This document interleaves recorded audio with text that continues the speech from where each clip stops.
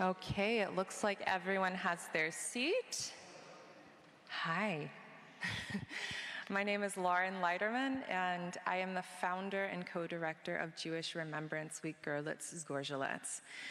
And it is so wonderful to have each of you here for our first official event of this week.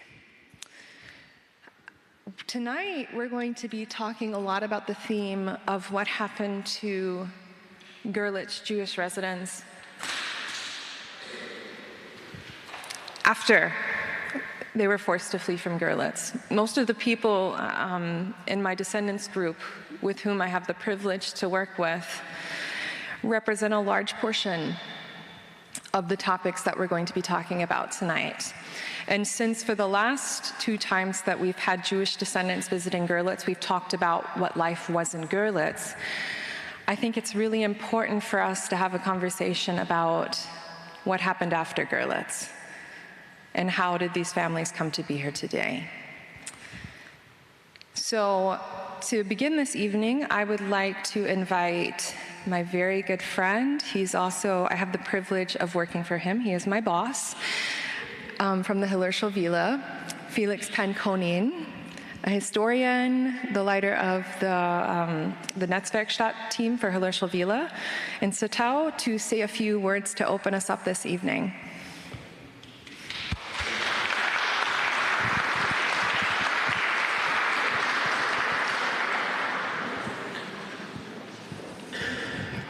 Good evening, everybody.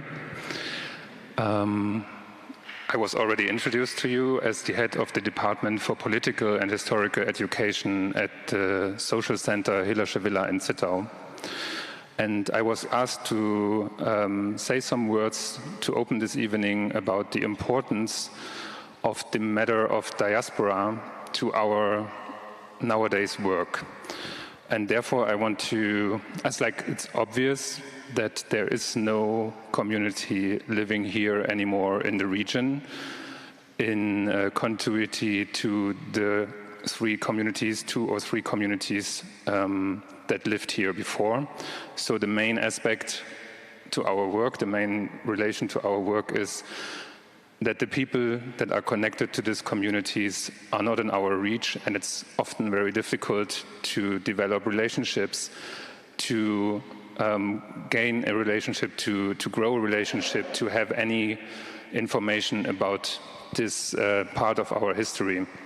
This is a very obvious aspect, but tonight I would like to emphasize a different aspect that is more to the core of our work on aiding the democratic positions in this region in political discourse. I hope you forgive me that I read from the paper. Last year I tried, or last Jewish Remembrance Week, I tried to speak freely, and somehow in the end I had the feeling that I didn't make the point I wanted to do. So I had it written down tonight. The term diaspora refers to the dispersion of the people of Israel in the ancient times. This diaspora has its own significance for Judaism. In the 8th century of our time, a Judaism emerged from it, which is determined by rabbinic interpretation of religious texts. This Judaism is familiar to us today in its orthodoxy and its modernized form. The aspect of dispersion persists over this development, which is also a consolidation. Diaspora is in this sense a characteristic condition of Jewish life that is essential for understanding modern Judaism. Jews live everywhere in the world as a minority in majority societies surrounding them. Or, as the very well-known author philosopher Hannah Arendt put it, they are the minority par excellence. What does that mean in concrete terms? It means that until the year 1949, the year when the State of Israel was founded on the territory of Mandate Palestine, no modern nation-state existed in which the Jews were a nominal nation. With a few other exceptions, such as Sinti and Roma, there was no other ethnic minority whose interests could not be represented by a state in modern times. In the pre-modern world, the king or the emperor formed an institution before which a relationship between the majority society and the minorities was regulated, not infrequently to the disadvantage of the minorities. In modern politics, this equality should be established by institutions such as citizenship, the constitution, or the rule of law. But in a modern society that was becoming increasingly individualized and differentiated through capitalist socialization, minorities tended to be at the mercy of the goodwill of the majority, especially those whose representation in the political sphere was not guaranteed because their origin or belonging, for example, their religious identity, were declared an attribute of the private sphere. In the German Reich, Jews strived for acculturation under these conditions. At the beginning of the 20th century, many people of Jewish origin considered themselves Germans. But anti-Semitism, which was already socially acceptable before the National Socialists came to power, and which contaminated debates about the authenticity of German culture, this anti-Semitism put a stop to ambitions of these Germans of Jewish origin. Many of them were only able to accept this when discrimination became a matter of state policy and persecution and extermination practically threatened their lives from 1938 onwards. Germans who were not of Jewish origin deliberately drew this line under an inseparable German-Jewish culture during this period. The Jewish community of Görlitz and all the people of Jewish descent, even though they did not belong to the community anymore, experienced this in the 1920s and 1930s.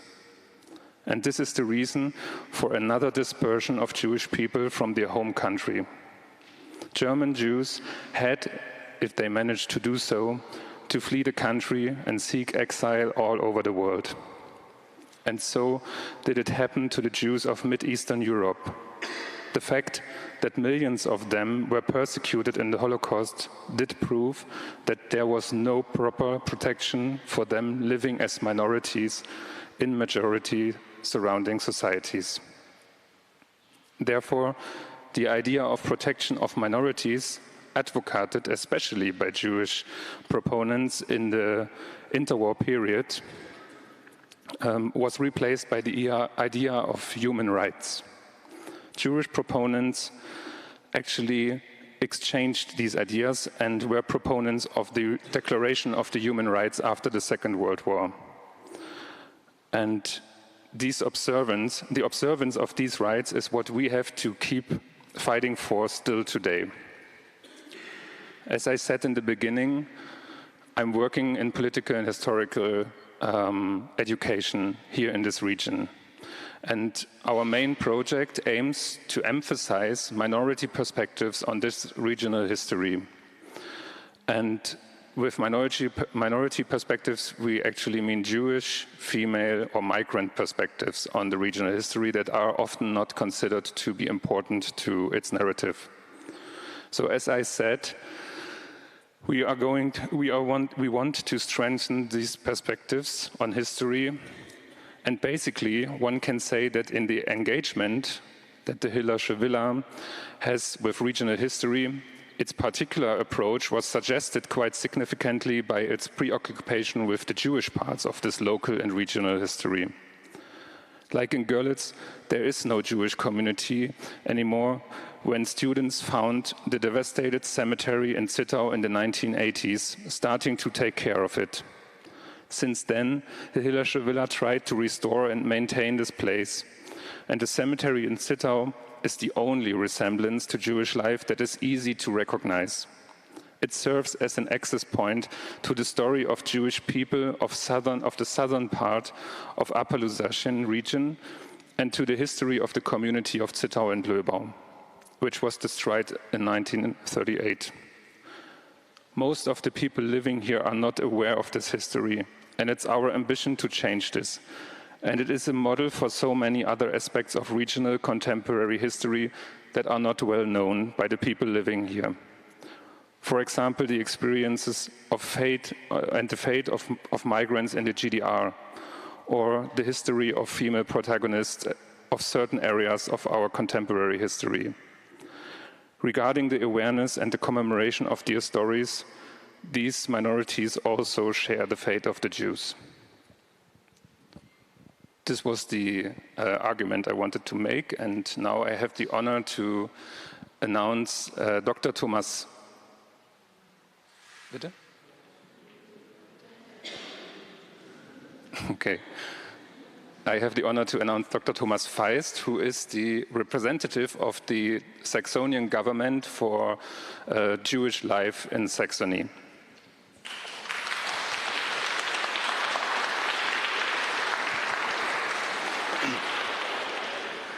Thank you so much. It's a pleasure and honor to see you all here in this beautiful building, but for what for me still is a synagogue. I'm not a representative. Sorry about that.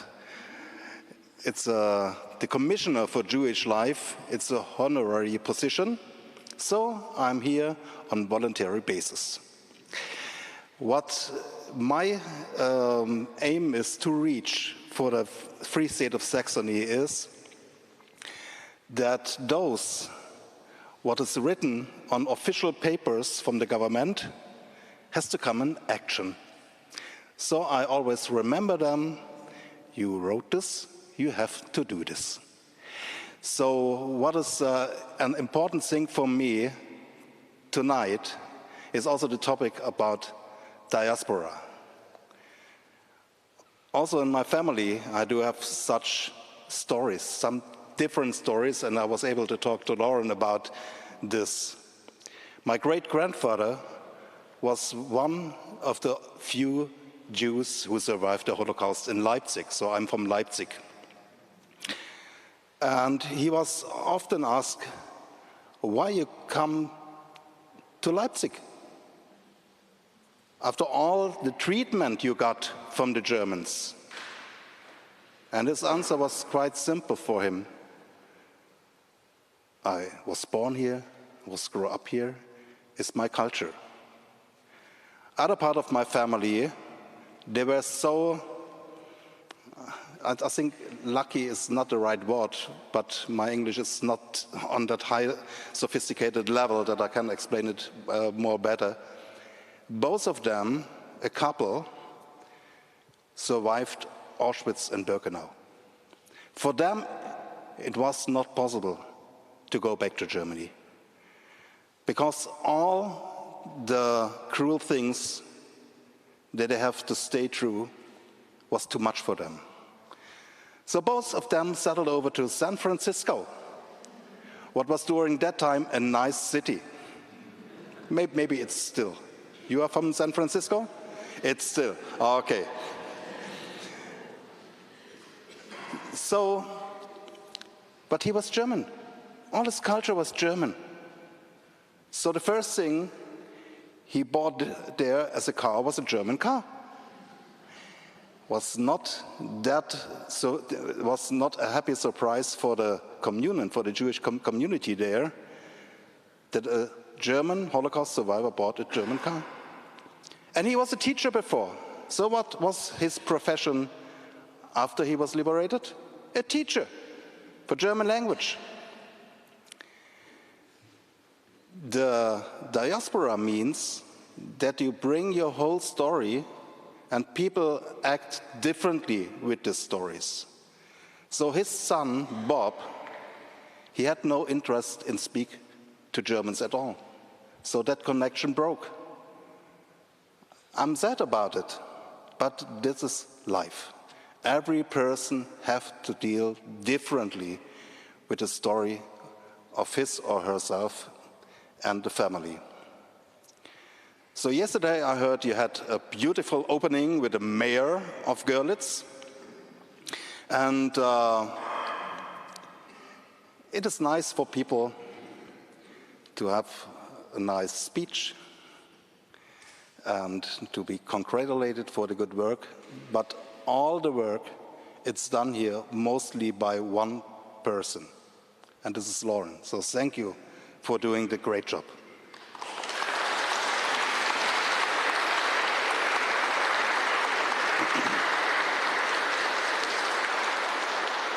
And also for a commissioner of Jewish life on a voluntary base, it is needed for me to have all across Saxony partners and people who are doing the work. So Hilasche Villa, Felix is one of our strong partners as well. So, and if you hear from the outside the news about Saxony, what are the news talking about Saxony? Full of fascists, right? And there are a lot, too much. But we do have in Saxony more than 50 organizations who are dealing with the topic of Jewish life and to fight anti-Semitism. And to support them who are doing that great and needed work, that is my honor to do. Thank you again, and I'm happy to see you all here.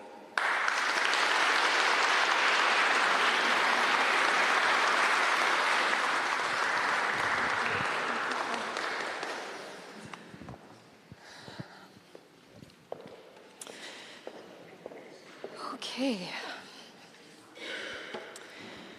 Thank you both so much, Felix. Thank you, Thomas. It is an honor to have you both here tonight. As we move forward with our program, tonight's main speaker is Dr. Barbara Warnock. And I must say that my connection to Dr. Warnock is also very interesting. One of our descendants, Jody Wallach, had contacted me saying that she had a very interesting conversation with the Wiener Holocaust Library in London, and that one of their workers, I didn't know she was the head curator at the time, was interested in maybe supporting us with our Jewish Remembrance Week. So when Jody told me that, I said, of course, if you can make the connection for me, I would love to connect with Dr. Warnock. And she's here in Görlitz today, and it is an absolute honor to have her speak to us about this topic. Dr. Warnock is the senior curator and head of education at the Wiener Holocaust Library, where she has curated the exhibitions Jewish Resistance to the Holocaust, Berlin to London, The Lost Photographs of Gerdy Simon, and Forgotten Victims, The Nazi Genocide of the Roma in Sinti, amongst others. She is the author, with John March, of Berlin, London, The Lost Photographs of Gerdy Simon, which was published in 2019, and was a spectacular book of the year. She is also the author of a number of articles on Jewish refugee history and the Nazi persecution of the Roma people. She obtained her doctorate in Austrian history from Birkbeck College at the University of London in 2016. And for many years, she was a history teacher and examiner. So Dr. Warnock, it is my absolute pleasure to welcome you to Jewish Remembrance Week and to speak with us tonight.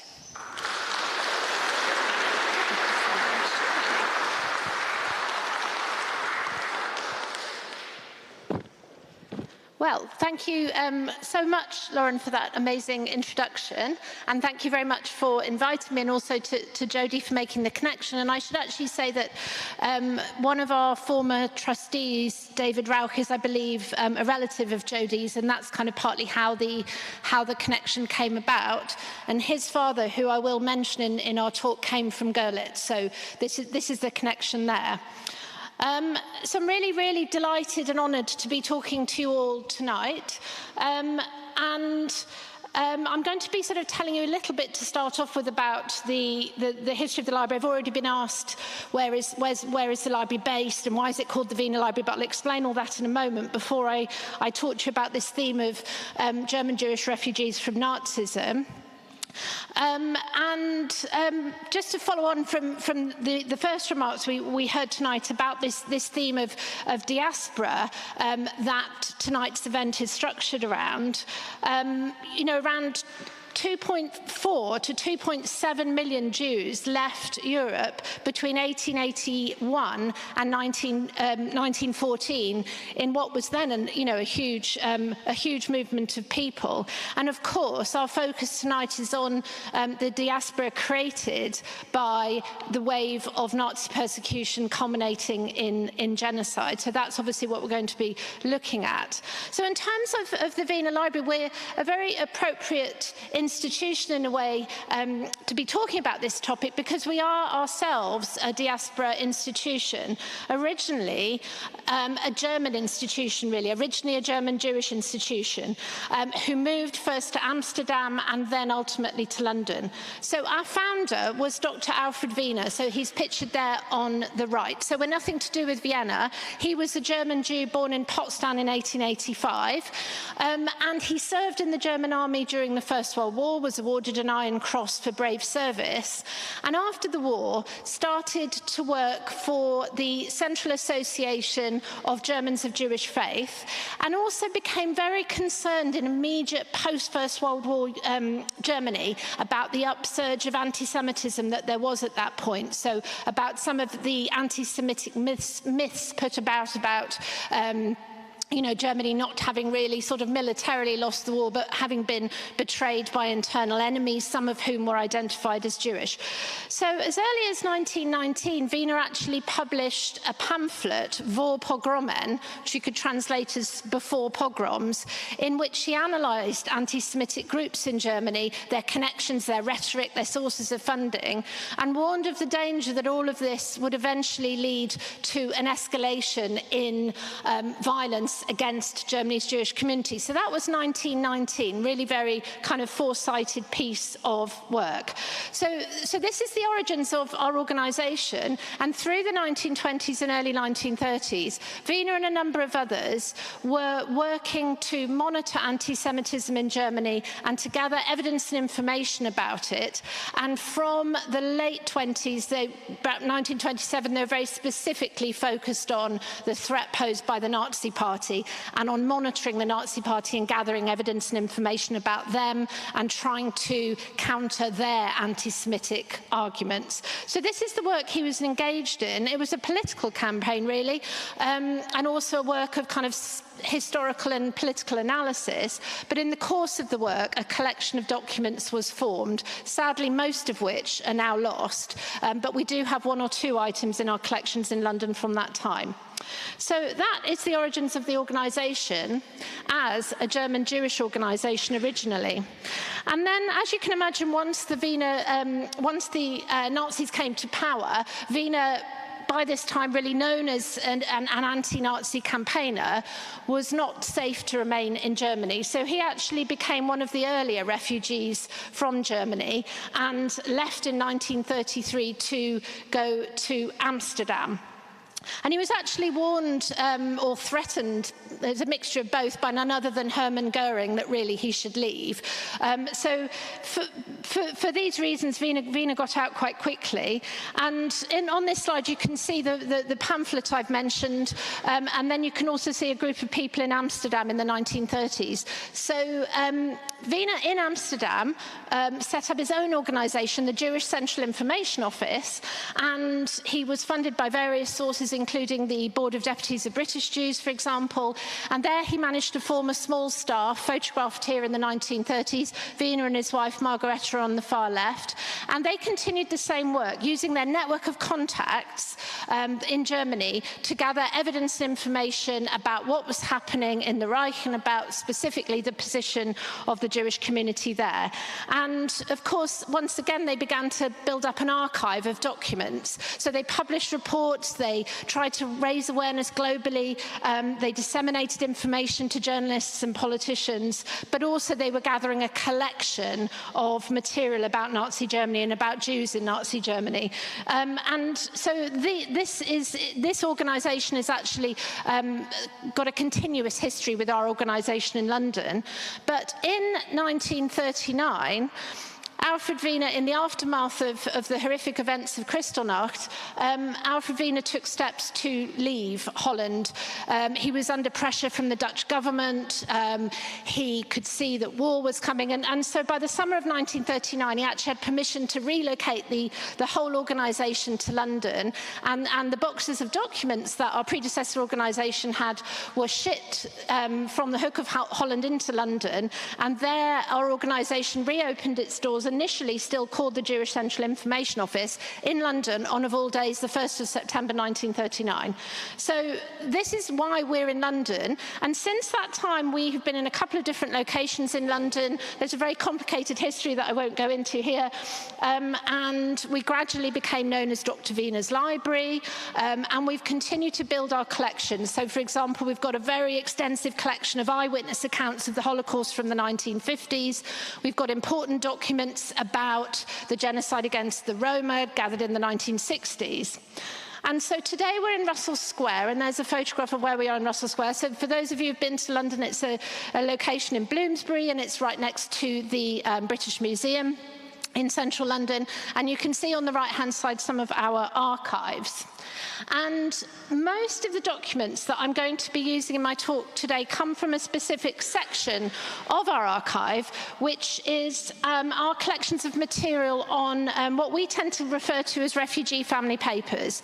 So in recent decades, a major way in which our archival collections have expanded is in this area. So hundreds of mainly British Jewish families with descendants as refugees, or with history as refugees, have donated to us lots of different papers, official papers, papers about their experiences in Nazi Germany, and also personal papers, and so on. And you can see a kind of typical selection of different documents here. So this is going to be where I'll draw most of the sources that I use today from.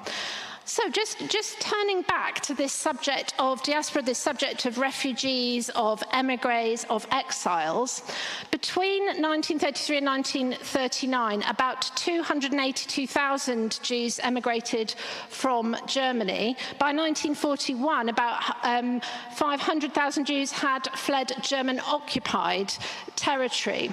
But from September 1939, it became difficult for German Jews to escape, borders largely closed, and then in October 1941, the Reich actually banned immigration.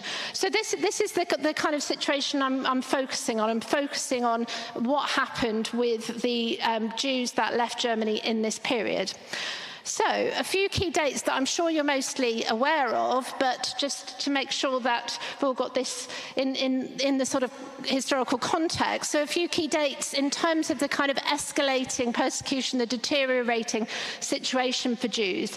So, of course, the first concentration camps, mainly directed at political opponents of the Nazis, opened very, very early on during the period of the kind of Nazi consolidation of power. There were some initial moves very much directed against Jews, however, such as the boycott of shops and other measures. And then you had this sort of escalation in the mid-1930s with the introduction of the race laws. And then you had the very significant escalation at the time of Kristallnacht that's already been mentioned, this violent orchestrated attack on Germany and Austria's Jewish community, something in a way that Alfred Wiener had been warning of for almost 20 years. And then, of course, during the context of the Second World War, the invasion of the Soviet Union saw the start of mass shootings and killings. So, I mean, it's very sort of brief overview, but just to make sure we've got the historical context. So first, briefly, I'll just to show you a couple of documents that relate to this story that come from the library's collections. So, for example, we've got these little flyers from the 1933 boycott, Don't Buy from Jews. And at this time as well, other measures were being introduced. So, for example, there was in April 1933 the law for restitution of the professional civil service that banned Jews from being civil servants. So at this point, early on, with the Nazis' kind of anti-Semitic ideas widely known, with some of these initial measures, about 10% of Germany's Jews actually left in this early period, in sort of 1933, early 34, about 53,000 people approximately. Jews who were politically active were often the most likely to leave. So people like Alfred Wiener, really known as an anti-Nazi campaigner. So just another story from our archives of someone who left early on. And so it's Lauren mentioned that I'd sort of done a bit of work about the German Jewish photographer Gertie Simon. So there she is on the right. And this is her family. So her son Bernd, later known as Bernard, and also her husband Wilhelm, who was a lawyer. They were from Berlin, a German Jewish, very assimilated family in Berlin. And Bernard Simon and his mother actually left relatively early. They left in autumn 1933, partly because Bernd went to a very kind of progressive school in Germany run by the educationalist Anna Essinger, and she decided to move her school wholesale to Britain. She said at this time that Germany was no longer a place in which to bring up children in honesty and freedom, and the majority of her students were Jewish, and so were many of the teachers. So she took this decision and decided to leave, and by autumn 1933 had got permission from the British authorities to move her school to Britain, where it was re-established in Kent. Britain at this time had a relatively sort of flexible migration policy in relation to Germany and Austria. The borders were open, though Anna Essinger did get permission to make this move, though people could be turned back at the border if the border officials weren't happy about whether they had sort of sufficient means to support themselves and so on. But it was visa-free travel. And this is a photograph that Gertie took of the school on the boat, or some of the members of the school, and Bernard's in the middle with his own little camera there. She herself had been sort of involved in social democratic circles and had photographed many of the democratic politicians of the era, and she said later that she felt that as a Jew and someone associated with kind of left-wing politics, she wasn't safe to remain either. So she left at this point too. So that's the story of someone who came to Britain, but obviously many people didn't necessarily go to Britain, which is fairly obvious, but at this point in the early phases, many people went to neighbouring countries neighbouring Britain, including Alfred Joseph's seen there. So this is a photograph of father and son on holiday in Bavaria in 1920. They were again a Jewish family from Berlin, and Alfred and his wife split up and separated, and Wolfgang and his mother actually came to Britain, but Alfred Josephs relocated to Amsterdam after the Nazis came to power in order to try and be safe there. So the father and son were actually separated, with Alfred one of the many people who went to Holland and other places like Belgium and so on in order to try and get to safety. But obviously in many cases this just wasn't far enough, and the library have these very powerful little messages about this family story. So on the left-hand side is a message exchanged between father and son during the war, when Wolfgang, the son, was in Britain and his father was in Amsterdam. And you can see the message there. So I'll just translate it, probably not very well, but it says something like, "Dear boy, I was pleased to receive your letter from May. All is well. Hans Paul unfortunately gone," which is a rather ominous thing to say. "I wish that I could stay here and see you again. I remain hopeful. Write still via Schlosser," who must have been an intermediary they had. "Love, Dad." And this message was sent by the Red Cross in Amsterdam to Britain and then distributed to his son. It was a way separated families could stay in touch at this point. And I don't know if you can make out, but later on, heartbreakingly, Wolfgang has added to the message that this was the last message he ever received from his father. So, you know, going to Amsterdam tragically did not turn out to be far enough. And after the war, when Wolfgang had changed his name to the very English-sounding Peter Johnson and was actually in the Army of Occupation, he received this letter from the Red Cross again, saying that, you know, his father was deported from Westerbork via Kurzel to Auschwitz, and that they've checked the lists and he hasn't been found. I mean, it says on this letter as well he was born in 1874. He wouldn't have survived Auschwitz at all. So obviously, you know, in terms of this period of diaspora, it's very much about people being uprooted and also families often being separated, and also obviously about heartbreaking loss. So, turning back to some documents from the library's collections, sort of moving slightly further through the 30s, we have these. In terms of the deteriorating situation for Jews in Germany, we have a collection of very striking photographs from the mid-1930s pointing to the atmosphere of intimidation and anti-Semitism that could be encountered on the streets in Germany. So that we have a whole set of these, many, many different images taken by a German-Jewish couple, actually, in the mid-1930s on behalf of our organization in Amsterdam. So with these kind of, picturing these street signs that proliferated at this point, the inhabitants of this place wish for no interaction with Jews, Jews not wanted in this place, and so on. So this was the kind of atmosphere in 1935.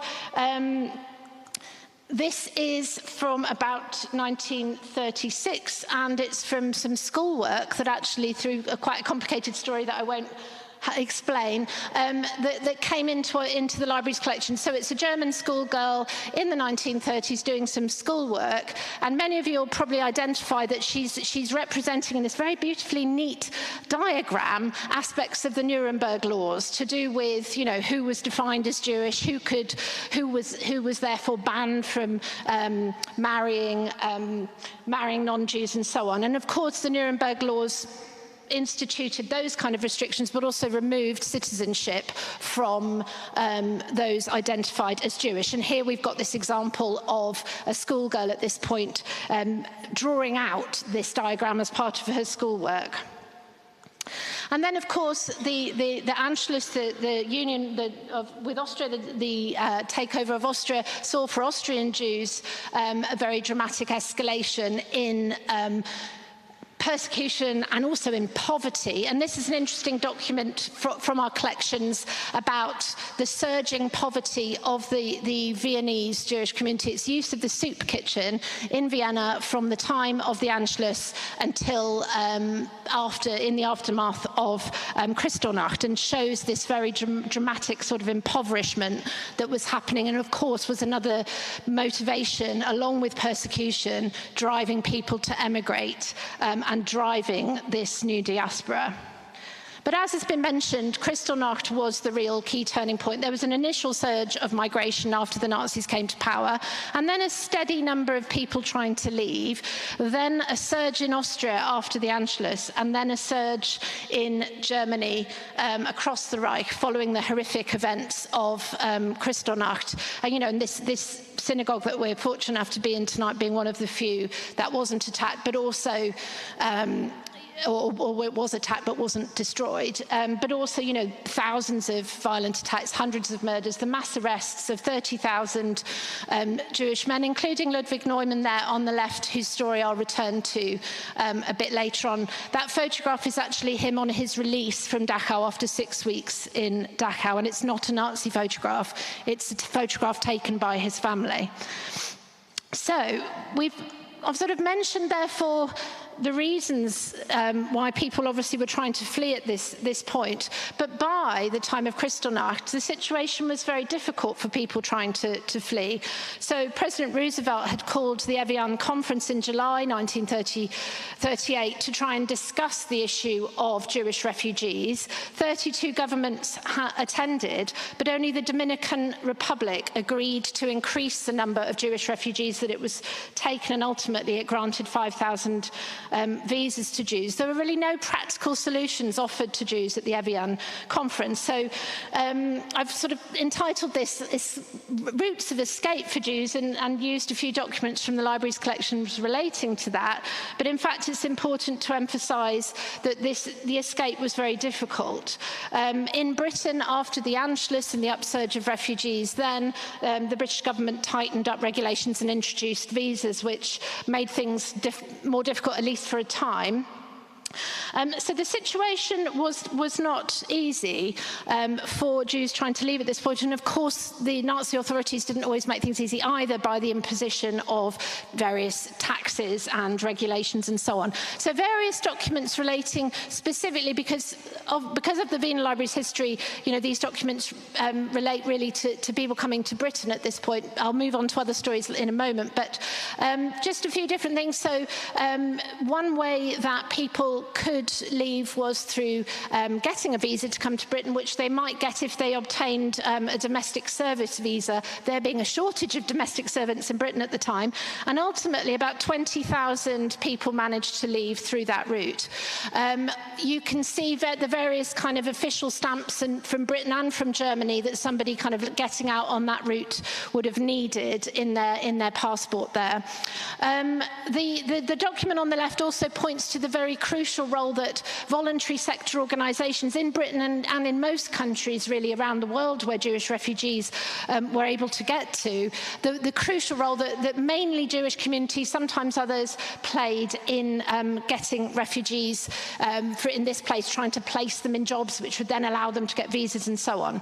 And then we've got at the bottom there a really striking card from the Wiener Library's archives, which is to do with the story of this little boy here, Julius Blumenthal, and it's from a collection of records from a tiny refugee organisation in Britain that tried to help a couple of hundred children, and they were trying to, in the aftermath of Kristallnacht, get places for children to come to Britain. And the British government did relax its regime a bit after Kristallnacht.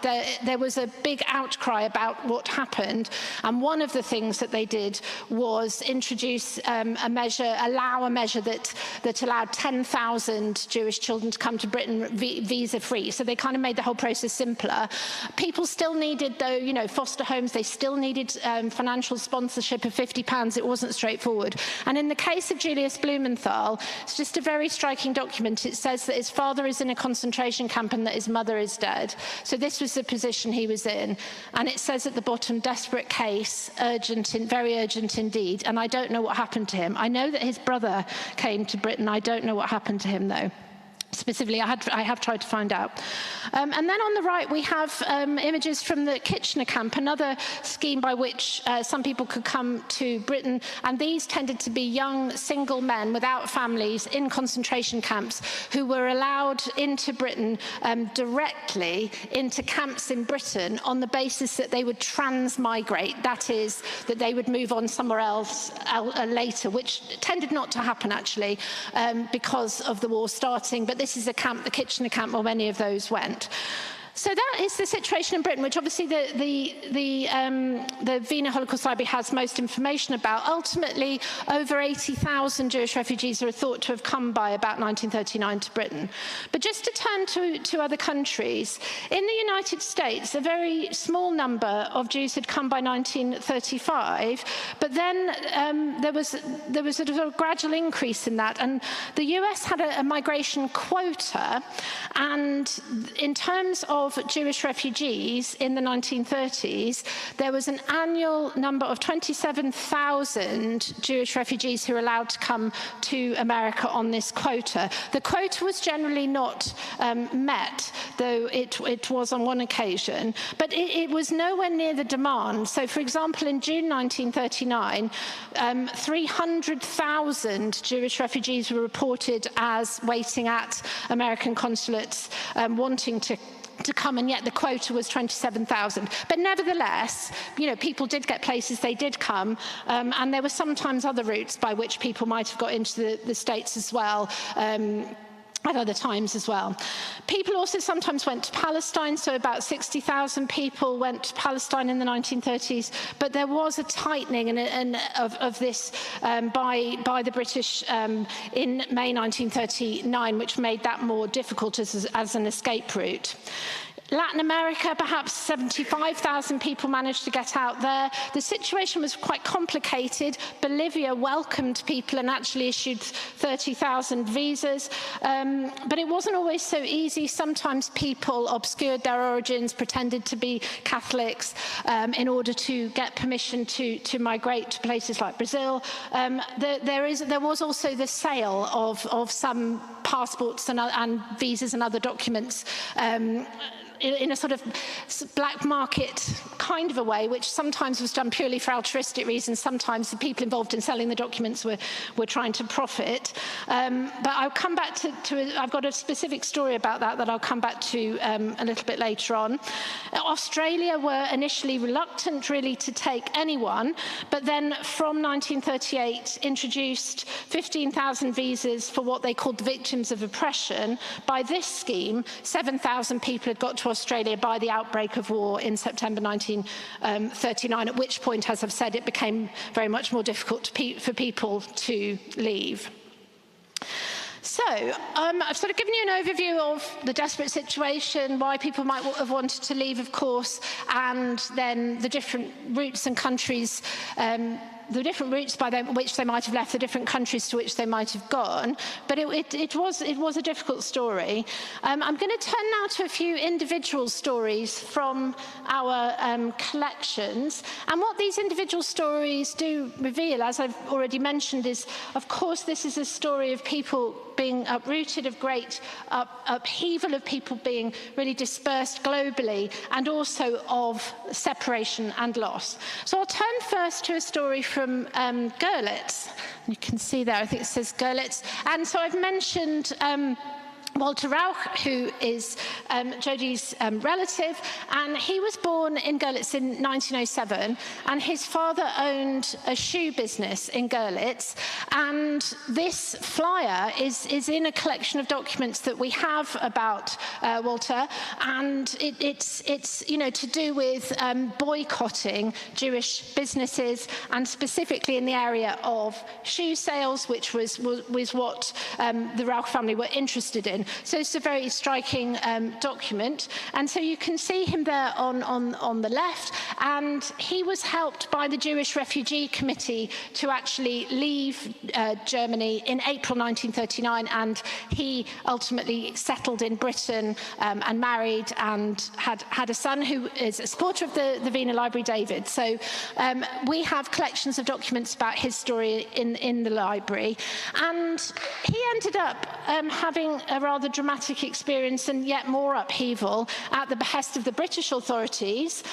So in 1940, in a period of kind of maximum paranoia in Britain about German infiltration, The British authorities actually tried to intern all German and Italian and Austrian men aged between 16 and 65, and many women as well, even the vast majority of those people who they'd identified as being kind of friendly and not, you know, suspect Nazis. So even when the British authorities knew that people were Jewish refugees or anti-fascists or whatever, they still for a time in 1940 attempted to arrest and intern everybody.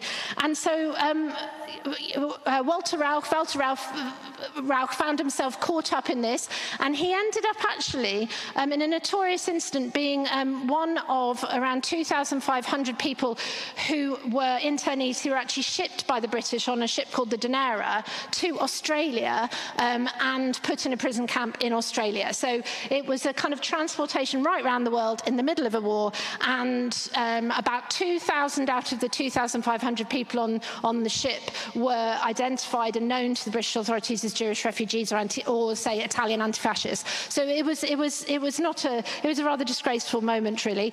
The conditions on the ship were awful. People's possessions were looted. The ship was very overcrowded. It was a difficult situation, and we have got this letter in our collection that actually showed that eventually Walter came back from Australia and then was held actually then in the Isle of Man, and then finally was applying to join the Pioneer Corps of the British Army.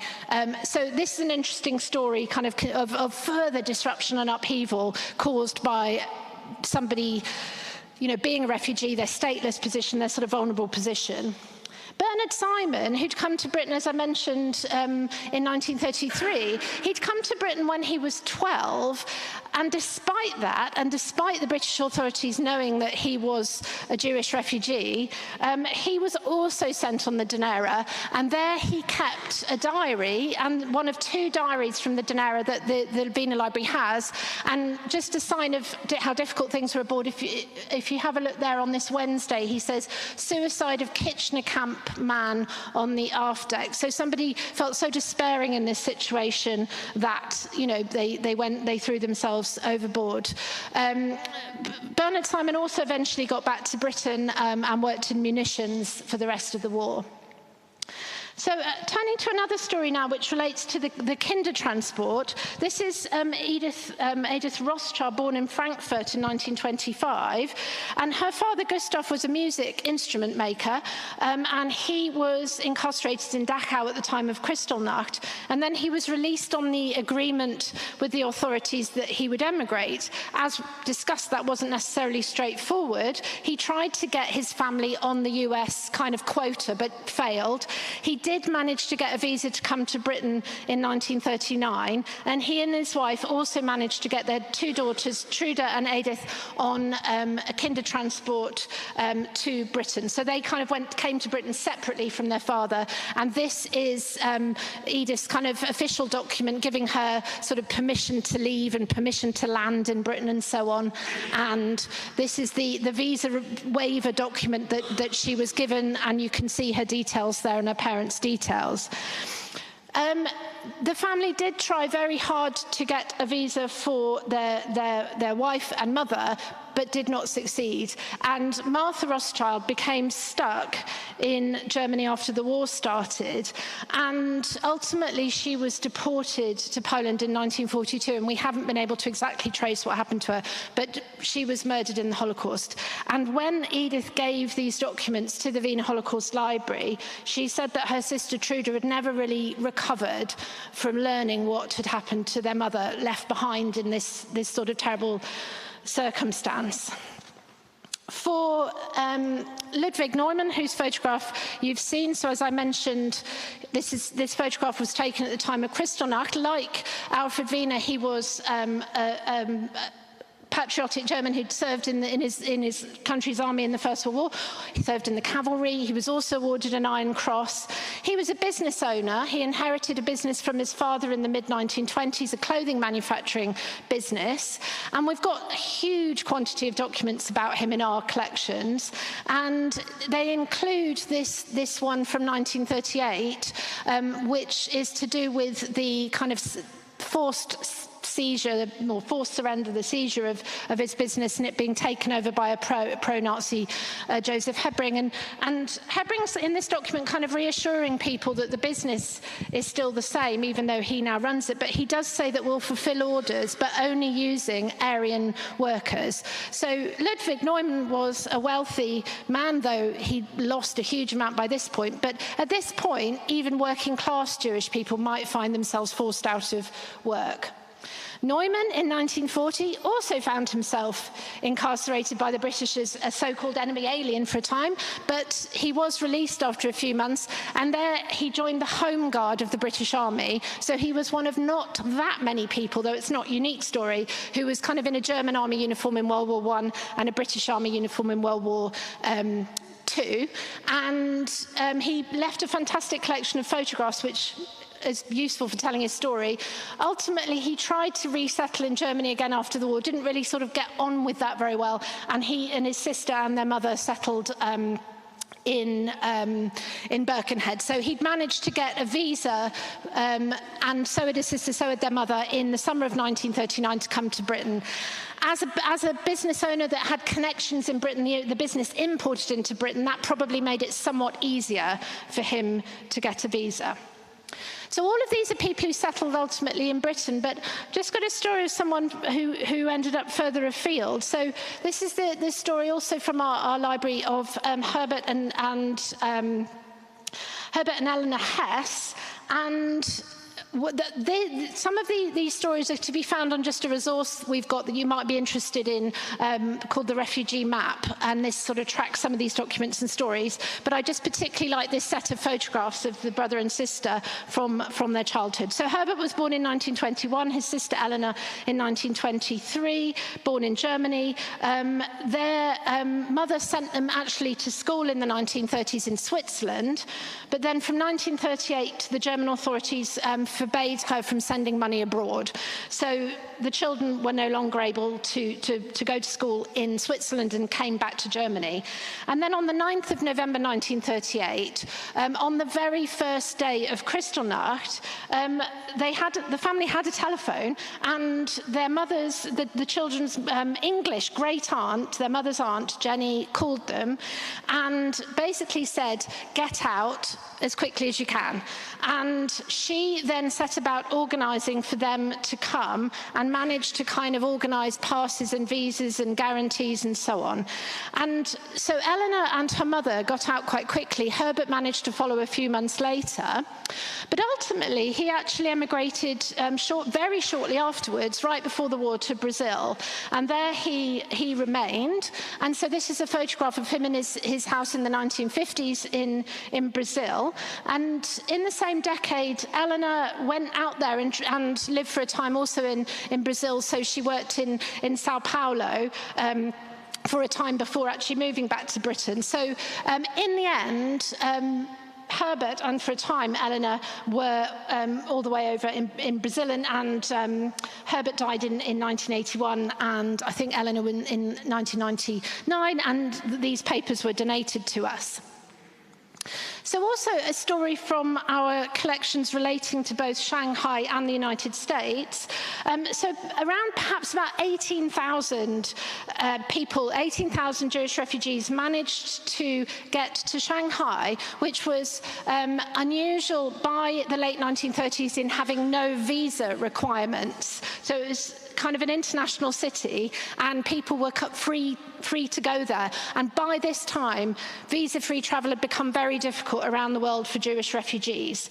But Pauline Markstein and her husband Herbert decided to leave, and in 1939 they actually emigrated to Shanghai, and there Pauline worked in bars and restaurants, and you can see various documents from this time, so international committee granting her refugee status, various official documents from Shanghai, a kind of testimonial from one of the places that she worked. So Pauline and her husband became amongst those refugees who managed to kind of survive in that way. I mean, obviously conditions later then became very difficult there. Pauline actually ultimately split up from her German Jewish husband and eventually married a US serviceman, and there she was able to get to the United States, and as a woman married to an American citizen, so she became Mrs. Howard, and she moved to San Francisco, and she got there, as you can see, in 1947 as the wife of a serviceman, and then she got American citizenship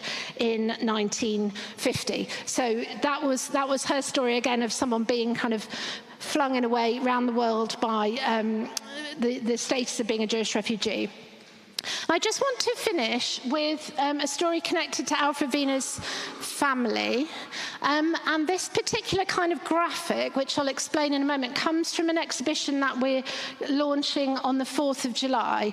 So as our organisation was set up in Amsterdam in 1933, it's kind of our 90th anniversary, and we're having an exhibition focused on highlights from our collections, but also an exhibition telling the story of the Wiener family.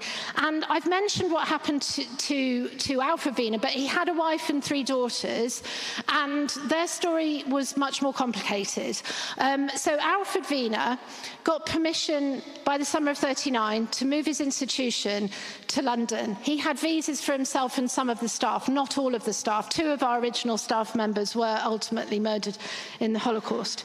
At that point, he did not have visas. He and his wife did not have visas for their 3 daughters, nor did Alfred Wiener's wife, Margareta, have a visa.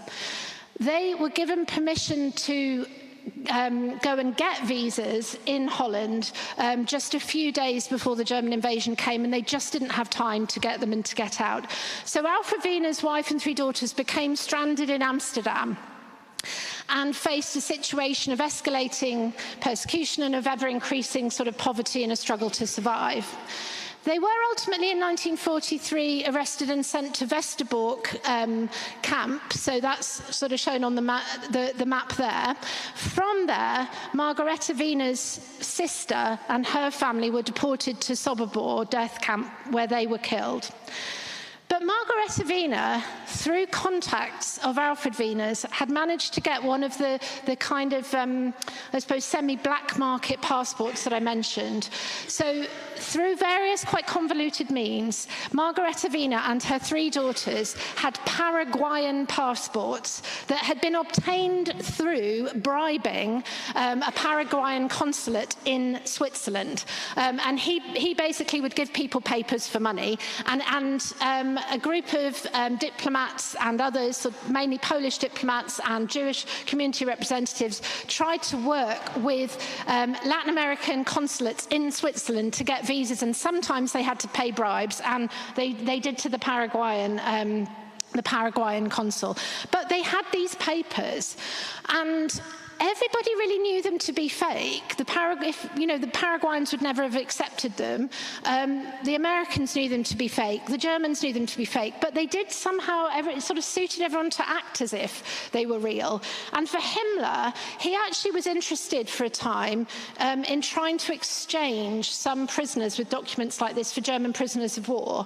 And so some people were able to remain alive on the basis that they had these kind of forged passports. And so Margareta Wiener and her daughters were transferred to Bergen-Belsen camp, where they were held on the basis they might be released. And indeed, in January 1945, they were finally released on a really rare prisoner exchange. But by this point, Margareta, so that's her as a young woman on the left, she had been starving herself to try and feed her children. She had experienced typhus. She was extremely weak and ill, and they all got on a train down to Switzerland after the release, and she managed to convince the authorities at the camp to let her on the train. She managed to convince a guard partway through the journey, or what her oldest daughter did, to let them remain even though she was terribly sick. And then, having crossed the Swiss border, she was taken to a hospital in Switzerland and she died. So she died on the day, really, she was released from starvation and ill health. And so Alfred Wiener, who had seen for so long the dangers of Nazism, still his wife and 3 daughters were caught up in this very direct way. And the girls, on their own, then went from Switzerland to Marseille, and then ultimately actually joined their father in New York, where he was by that point. They hadn't seen him by that point for 5 years. So it's a very sort of powerful story of, again, ultimately diaspora. So the three girls ended up in America, Australia and London. Alfred Wiener settled in London, but also of these terrible losses that people experienced in these times. So I just wanted to sort of finish with this story about these journeys, but also relating to the Wiener Library, and also relating to, of course, the horrific losses of the Holocaust. So thank you all very much for your attention.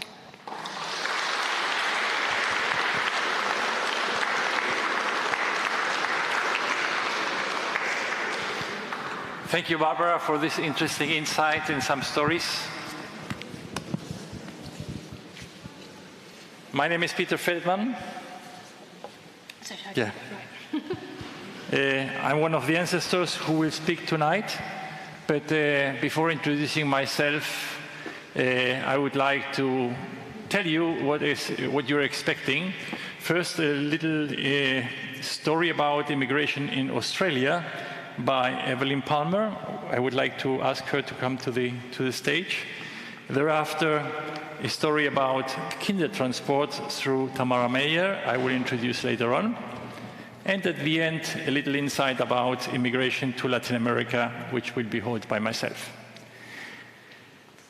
Evelyn Palmer is from Sydney, Australia. She's the daughter of Gerda Levy and her aunt, Ruth Levy. Gerda and Ruth lived in Görlitz until 1939, when they were able to seek refuge in Australia. Evelyn is a retired high school teacher and now volunteers for Courage to Care, an organization that discusses the Holocaust in schools.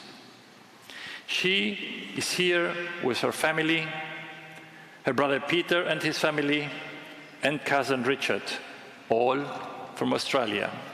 And as I said, she will give us an insight to Jewish immigration to Australia. Evelyn, you need a microphone.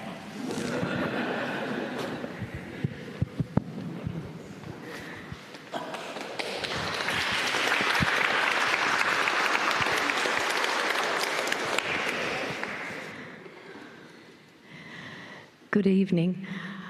I want to tell you about the growth of Jewry in Australia. Now, many of you may not know that Australia has had Indigenous people for 50,000 years, continuously Aboriginals living there. It is only the last 240 years that European actually moved to Australia. And why did they go there? Well, in 1788, the British decided that they could no longer look after all of the people who had moved because of the Industrial Revolution to the cities. There was a lot of theft, petty theft, and the prisons were full. So what were they going to do with them? They were going to ship them as far away as they could. And so from 1788, for the next 50 years, Australia was colonised by prisoners, or it was basically a penal settlement.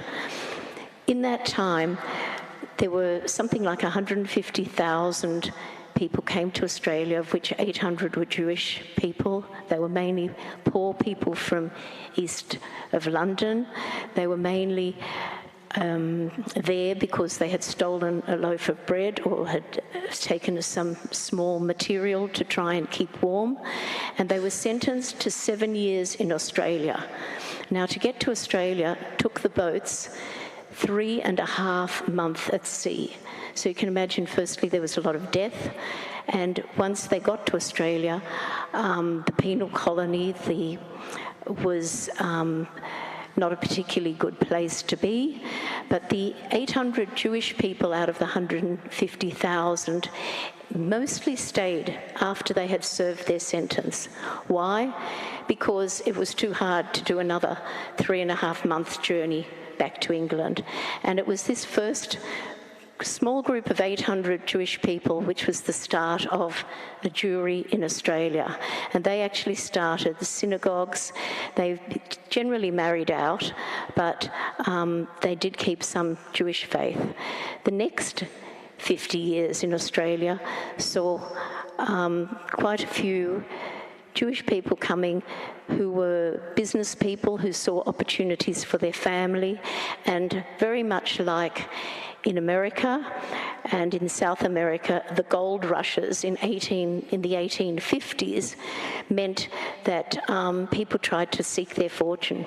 Now, the Jews that came, and they were really only from Britain, came not to work in the gold fields or in the mines. No, they came as shopkeepers and suppliers of tools and equipment for the mining, and in fact showed great ingenuity and started up many of the large emporiums and businesses in Australia. Even back then, the Jewry punched way above its weight, because in all that time, there has never been more than 0.3 of 1% of the population being Jewish. It's been a very small number. But they did establish synagogues way out in the outback. I'm talking 1,000 kilometres from Sydney, in mining towns. And some of those synagogues still exist today, but as museums. But at one stage, you had up to 200 families living in the outback, not mining for gold, or panning for gold, or doing mining, but being the suppliers of equipment. The Jewish people in Australia have always been very successful in that we found that we had Australian Governor-Generals, we had generals like John Monash, who actually changed the Second World War on the Western Front. We've had remarkable Jewish people, and they have been often really recognised by what they have been able to do. So we're talking now the end of the 19th century, the beginning of the 20th century, just like Dr. Warnock has also alluded to, was when the pogroms in Poland and in Russia happened, and more Jews came to Australia then. It wasn't easy. The government didn't really want people from what they considered foreign lands coming with no English, and really made it quite difficult for them to come to Australia. By the early 1920s, there was probably around 23,000 Jews in Australia in total, out of 5.5 million residents. So it was really still, we're talking about 0.2% of the population. Things changed when, in 1933, the National Socialists, the Nazis, seized power in Europe. People saw the writing on the wall fairly early on. As we know, in Görlitz in 1933, people were roughed up for being professionals. People saw that things weren't going well, and many people, especially of German and Austrian origin, applied to come to Australia. In the period, in that 6-year period from 1933 to 39, some 9,000 managed to get papers to get to Australia, and many other thousands, archives show, had papers ready or had papers already in the mail when war broke out, and some other 9,000 never ever got to the shores, so only 9,000 actually got into Australia. However, my mother and her sister, Ruth and Gerda Lowy, were among the lucky ones. They got their papers just in time, and they got to Australia 5 weeks before war broke out. Had they not been on the ship they were on, they would have never got out, and I wouldn't be here. So what's my parents' story? My grandfather, Richard Lowy and Bertha Lowy, came from Neustadt and from Berlin respectively, settled in Görlitz because of my grandfather's job with a insurance company here, and made a wonderful life from 1916 onwards in Görlitz. They loved Görlitz, they loved the synagogue, they were quite religious, and particularly my grandmother, and their girls had a good life, Ruth and Gerda. However, and even when things got bad in 1933, and my grandfather supposedly also got roughed up when things were happening in Görlitz, life generally was still really good.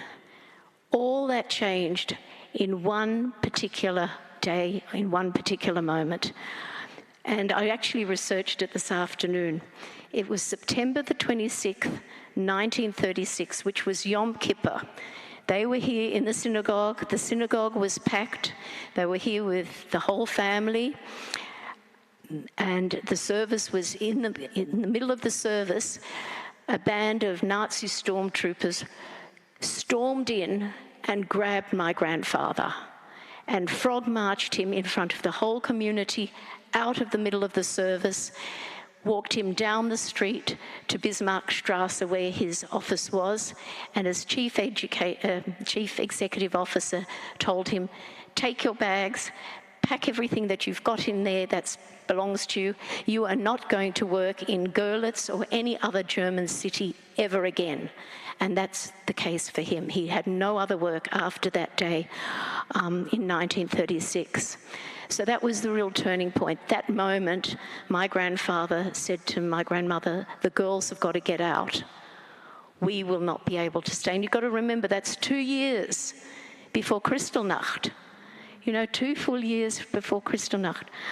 And my grandfather, here Richard and Bertha, they were older parents, and they knew they would not be able to get out of Germany. They knew that no other country was going to take older people to a new land. Who was going to look after them? So all they wanted to do was get their daughters out. And they then spent the next few years trying desperately to find a country that would take them. And nobody was willing to do very much. My grandfather was actually a very clever man, because rather than wanting his daughters to get university-type education, he said, leave school, you've got to do practical things. So my mother, Gerda, was learnt dressmaking so that she could, wherever she went, she'd be able to work. She also was sent to a school to try and learn more house skills, and she became a nanny. And in becoming a nanny, it was to Renata Muir, our wonderful Holocaust survivor, and the two of them formed a wonderful bond. And Renata's mother wrote the most amazing reference, which we only just found recently, which helped my mother get some work when she got to Australia as well. It was really, thank you very much. At the same time, my aunt, Ruth, learnt to be a milliner, you know, make hats, and also to be a bit of a masseur, so that, again, using their own hands, once they got to another country, they could actually find themselves some work. Well, 2 years went by and they couldn't find, Richard and Bertha could not find a way of getting the girls out, and they could see it was getting worse and worse. But one night when my grandfather, who played indoor bowls, which is called Kegel, he overheard a gentleman talking about a daughter that had moved to Australia sometime previously. And he asked him if he could approach the daughter to see if he could get his children out. Anyway, the daughter, Katrina and Hans Paul in Australia, took up the offer and said, we will help and we will do everything in our power. They had the courage to care. They had a caring attitude. They'd never met my grandparents. They'd never met Ruth and Gerda. They knew nothing about them, but they were willing to act as guarantor and to put in the papers and hope that they could get out of the country. Anyway, it took over a year for these papers to come through. They didn't come through till May 1939. As you can know, the time's marching on. And My grandfather managed to get them on a boat, and it was a cargo ship. It only had 12 paying passengers on this ship that took 7.5 weeks to get to Australia. And they got on it in Hamburg. That was the last time they saw their parents. At Hamburg, they also said goodbye to 3 cousins who were aged 12, 13 and 14 who managed to get onto a kinder transport to Sweden. And that was the remnants of our family. Those were the only 5 survivors after the Holocaust. My mother and her sister got to Australia, and war broke out 5 weeks later. Had they not been on that ship, I wouldn't be here today, nor the rest of my family. Life in Australia was not easy, but generally those Jews, those 9,000 who got to Australia before war and were often called refo Jews, bloody Jews, bloody refos, only because Australia was very much an English-based society. They hadn't any contact with European Jewry, so they didn't really know anything much about them. But life went on, and people sort of made the most of it and were really grateful to be at the other side of the world. As soon as war broke out, September 1, 1939, all the Jews who came from Austria and from Germany were reclassified as enemy aliens. And as an enemy alien, they were having to report to the police station 3 times a week. They weren't allowed to leave particular areas. And the Australians, in their infinite wisdom, decided to confiscate binoculars. I'm not sure what they were going to be looking for or looking at from 12,000 kilometres away, but that's the way it was. The Australians and Australian governments did not understand that the Jewish refugees who came were escaping Nazism. They were not Germans. They were escaping from the Germans. And this was sort of beyond their concept, and so they were enemy aliens till 1942. In 1942, the Australian government decided to reclassify them as friendly aliens. And friendly aliens were classified because they were looking for more people to help the war effort in the Pacific. And in fact, the Jewish refugees who came took up the cause because they were so grateful to be in Australia that they joined the armed forces. They weren't put into battle situations. They did a lot of logistic work and background work right till the end of the war. And they put all these friendly European aliens in the one corps. They couldn't really speak to each other, the Czechs, the Poles, the Germans and the Austrians. But they figured, well, they'd work it out. And they were all bunched in together in the one army unit. My father, who's an Austrian refugee at the end of the war, when he was in the army, was sent with his unit up to Papua New Guinea, which is the country just above Australia, where the Japanese had reached before they were defeated. And they were asked to just mop up and clean up and try and weed out if there were any Japanese there and rebuild the country. They gave them guns for the first time, these friendly aliens. They did not give them any bullets. They still didn't trust them. So it was quite an unusual situation. Anyway, those refugees who came before the war managed to make a life. What happened to those Holocaust survivors who came after the war? What we had was that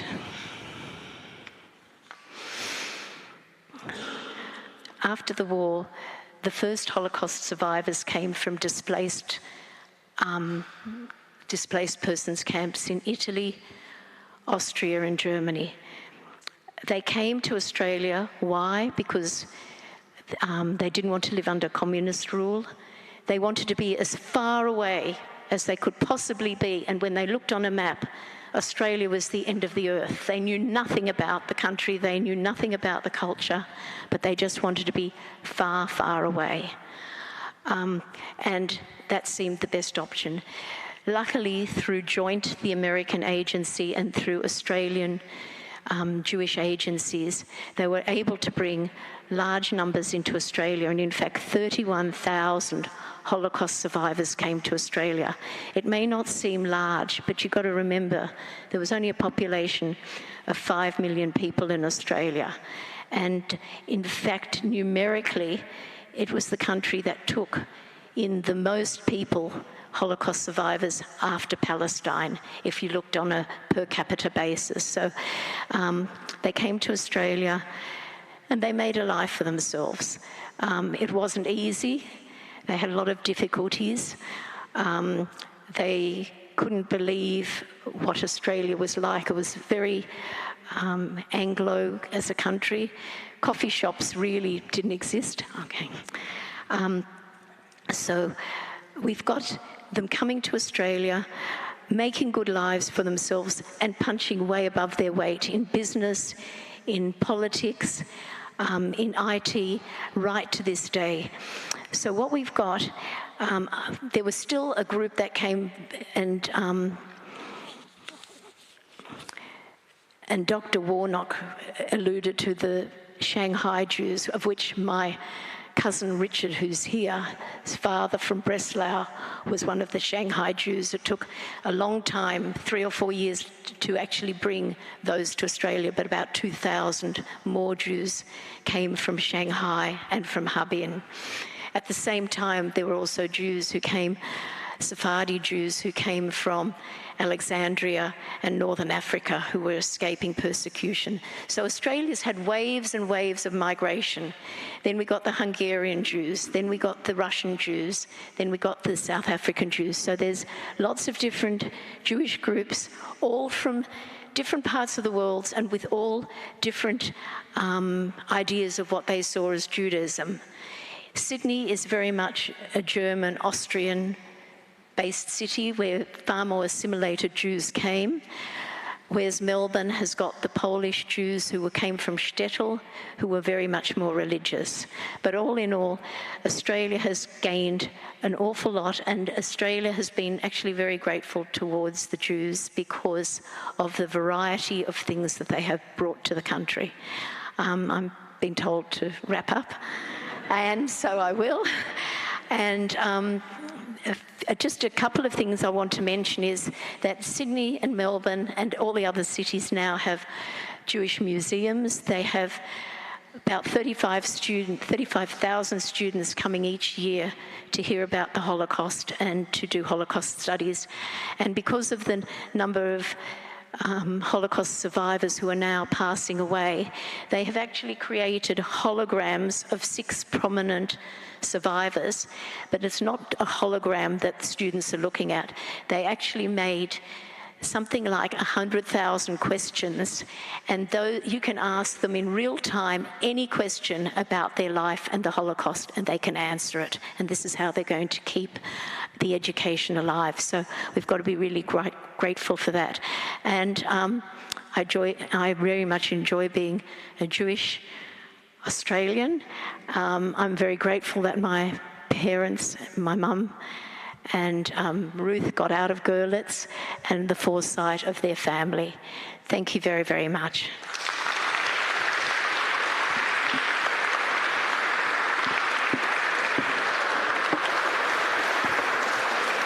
Thank you very much for your presentation, Evelyn. Later on, we will have you on stage for questions and answers. Are you still awake? Could you continue listening? Because we have still 2 rounds to go. Yes? Sorry for you. Let me introduce Tamara Meyer, author, therapist, educator, and media consulting, and is a child of a German Jewish Holocaust survivor. Tamara believes in using the lessons of the Holocaust to Tikkun HaOlam, help make the world a better place.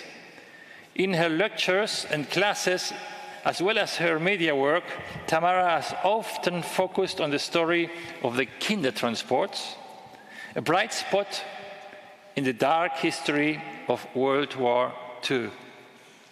She also teaches programs of anti-Semitism and reconciliation, sometimes with former members of hate groups.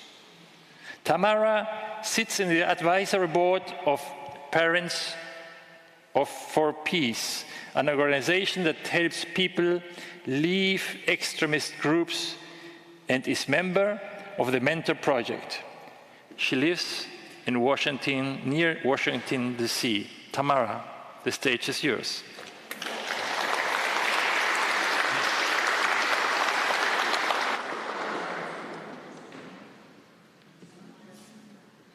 Okay, I'm told I have to do this really fast, so I'm going to race.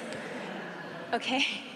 I'll just tell you that I was once asked to tell a high school, I was once asked to teach the Holocaust in 20 minutes. The principal said, can you first teach my kids the Holocaust? They don't know anything about it. You have 20 minutes, so hopefully this will be a little shorter.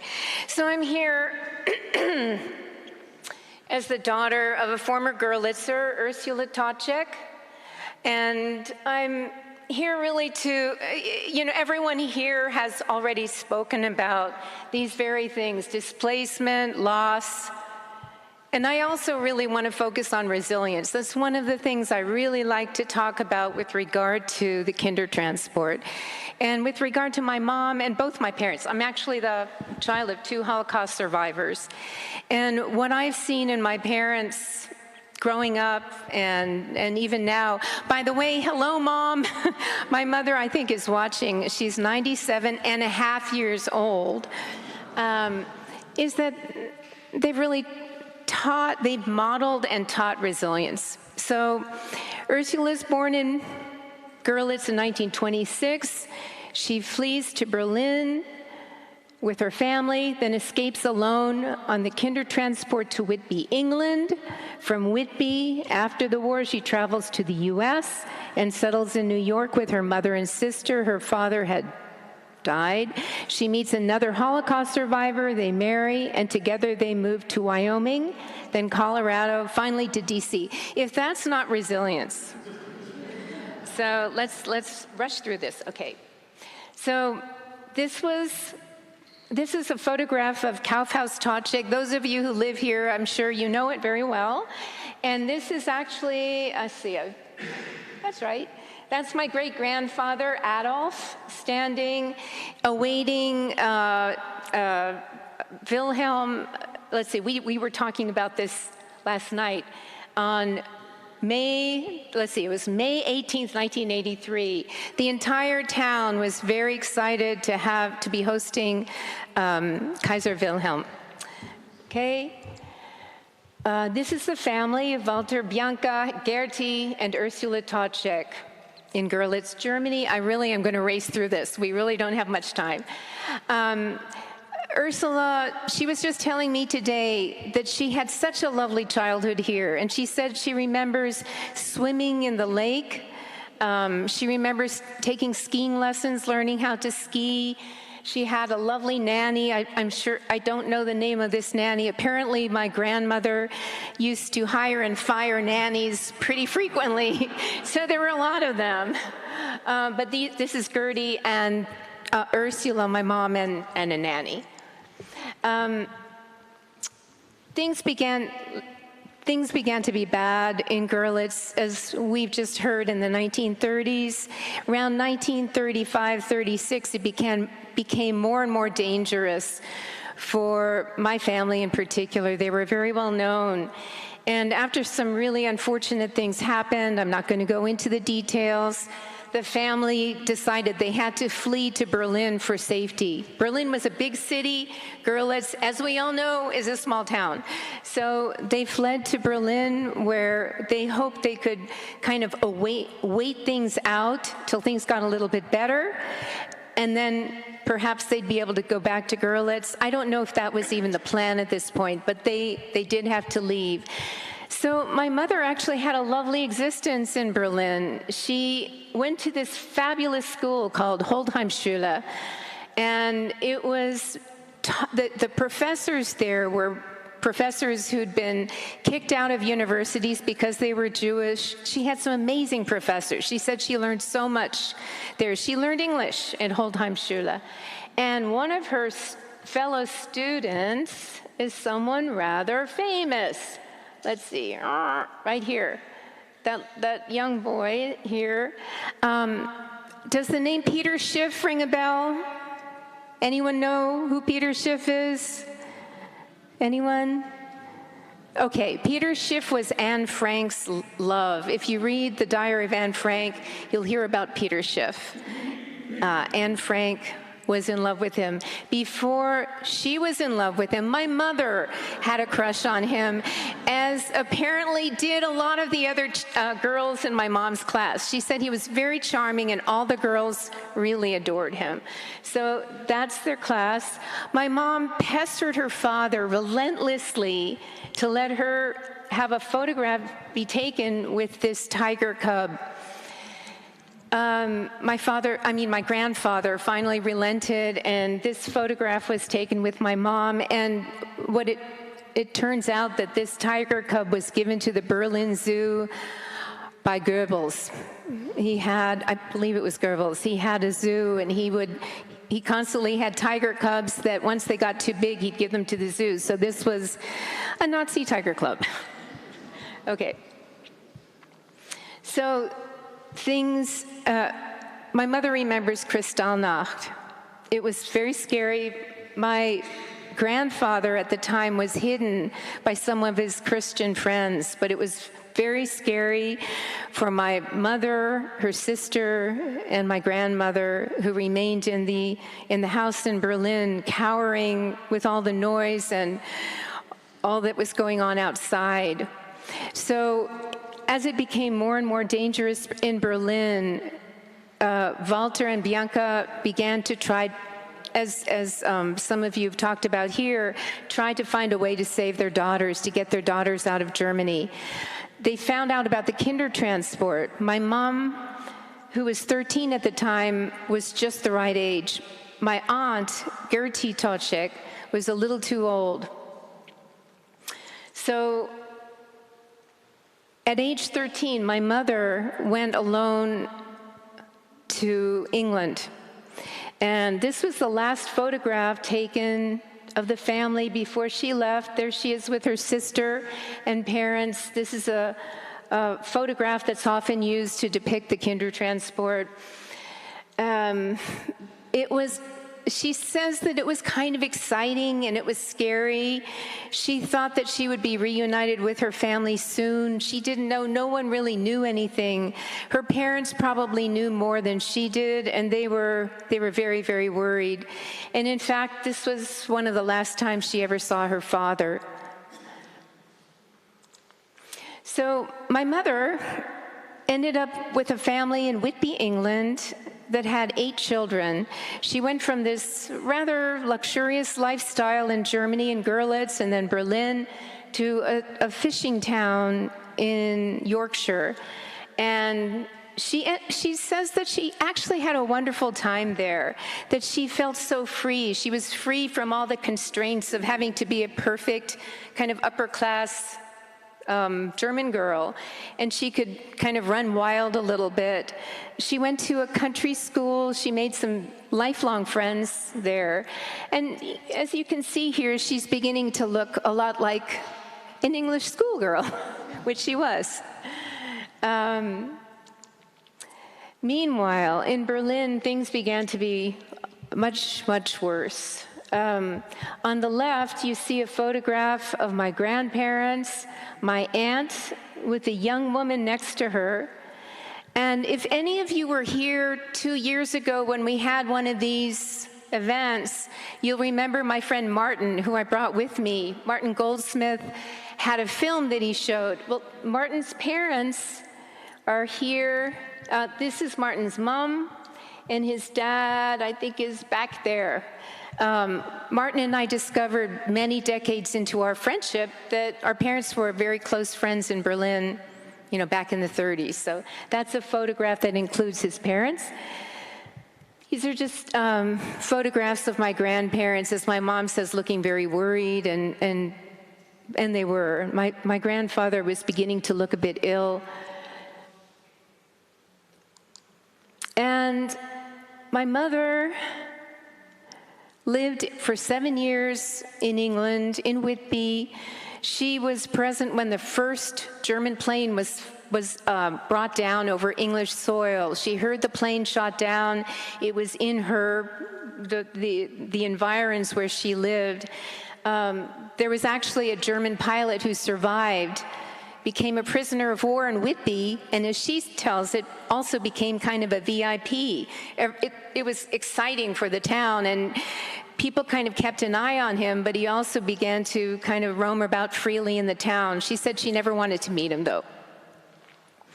So 7 years later, 7 years after she had left Germany by herself at age 13, my mother was on her way to the United States to reunite with her mother and her sister. Her father had since died. And this is a photograph of my mom with 3 people she met on the ship that brought her from England to the United States, and a photograph that was taken just before she left. And I told you this was going to be fast, right? So this is now more than 80 years later. On the left, you see my mother, Ursula, and her husband, Eric. And you see Gertie Toczek on the left, and my mother in the blue. I think, again, what I want to say is that there was one other slide I was going to show that includes a letter that my mother wrote just before she left for England to her sister. And that letter also expresses this tremendous resilience, enthusiasm for whatever is going to come next, and a lot of uncertainty, but very, very little fear. And it's something that I appreciate so much about my mother. And I think in some ways this is the story of many survivors, certainly the Kindertransport survivors. I've become very, very involved with Kindertransport survivors over the last 25 years or so. I want to say something else.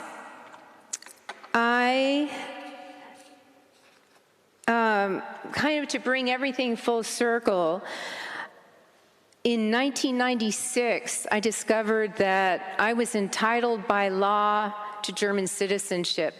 And there was no American of my generation had sought citizenship before. I went about getting that citizenship kind of along with the German embassy. They'd never encountered anyone asking for this before. And with my parents' help, I became a German citizen, the first American of my generation to do so as part of Holocaust reparations. And thank you. And as per Dr. Feist, you also mentioned this, my family only had German cars. I drive a German car, and I have so much love for my German culture. That is my culture. And I think a lot of the time in the United States, there's kind of a need to speak badly about Germany and all things German. And I always speak up for my culture, because this is my culture.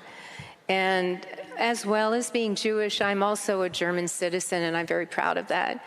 So thank you, everyone who's here. Goodbye, Mom. And happy to be here. Okay.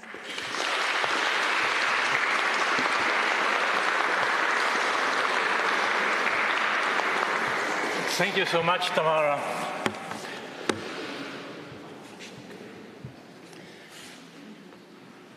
So the good thing on being here on stage is that I have something to drink. You don't. Sorry for that, L'chaim.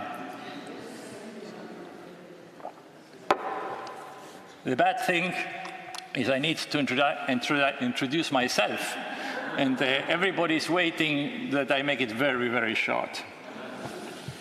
So, as I said, in a nutshell, I'm Peter Feldman. I'm one of the descendants, and I'm very happy to represent here the largest descendant group with family members coming from the US, from England, from Israel, from Argentina, and obviously myself living in Germany. If anybody wants to know something more about me, just read the Jüdische Allgemeine Zeitung. I never thought that 85 years after my father and my aunt was obliged to leave Germany, I was going to get such a picture in a German Jewish newspaper.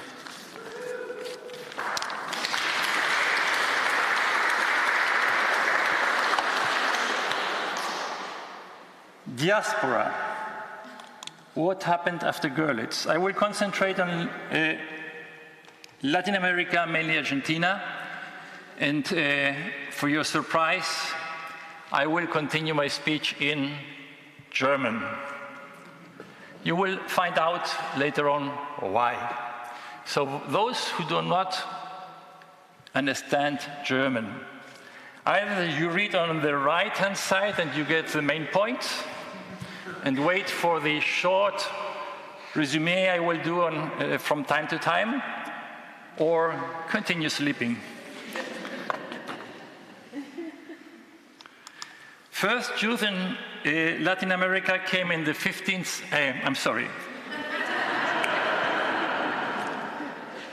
Die ersten Juden in Lateinamerika sind im 15. und 16. Jahrhundert aufzufinden. Sie sind aus Europa geflohen. Sie haben sich als neue Christen von der Inquisition verstecken wollen. So richtig hat das nicht geklappt, denn die Inquisition hatte schon einen sehr langen Arm und viele von denen wurden auch in Südamerika weiter verfolgt. Die erste große Einwanderungswelle war von 1881 bis 1889. Und es waren hauptsächlich Juden aus Russland, Polen, Rumänien, die sich primär in Argentinien und Brasilien niederließen, weil das die Länder waren, die die größte religiöse Toleranz auswiesen. Noch heute werden in Argentinien die Juden als Russen bezeichnet. Los Rusos ist eine Art und Weise, Juden in Argentinien zu nennen. 1917 lebten in Südamerika 150.000 Juden, 110 davon alleine in Argentinien, aber sehr wenig Deutsche dabei. Von den 250.000 Juden, die aus Deutschland geflohen sind, in über 100 Länder, sind die meisten zuerst in die Tschechoslowakei, nach Frankreich und nach Niederlande ausgewandert. Erst später suchten sie als Ziel die USA, Palästina, Shanghai und wer mag es zu glauben, auch nach Lateinamerika. Wenn Sie sehen können, die 75.000, die vorher erwähnt wurden, teilen sich auf, wie Sie es hier sehen können. Die meisten sind nach Argentinien ausgewandert. Mein Vater nach Uruguay, meine Großeltern nach Chile. Schauen wir das mal uns im Zeitverlauf aus. Vor 1933 gab es sehr wenige deutsche Juden, die hauptsächlich in Industrie und Handel dort waren, aber sie waren wohlhabend. Der Ablauf der Einwanderung zwischen 1933 und 1939 ist hier abgebildet, bis auch Argentinien die Einwanderung stoppte. Nach 1939 war es fast unmöglich, nach Argentinien auszuwandern. Die echten Schwierigkeiten, difficulties of integration, die unsere Vorfahren hatten, waren in der Tat ein Kulturschock. Andere Sprache, anderes Klima, Gewohnheiten, Auffassung von Zeit und Arbeit waren vollkommen anders. Die Akzeptanz der Argentinier war zweischneidig. Es gibt verschiedene Argentiniens in dem Sinne. Es gibt einen Teil Argentiniens, der mit der Macht sehr stark verbunden ist. Der ist sehr katholisch, antisemitisch und war überhaupt nicht begeistert von den jüdischen Einwanderern. Es gibt aber auch einen anderen Teil. Die meisten Argentinier sind Einwanderer oder Nachkommen der Einwanderer gewesen und somit solidarisch auch mit anderen Einwanderern. Interessant ist auch das Thema der Sprache.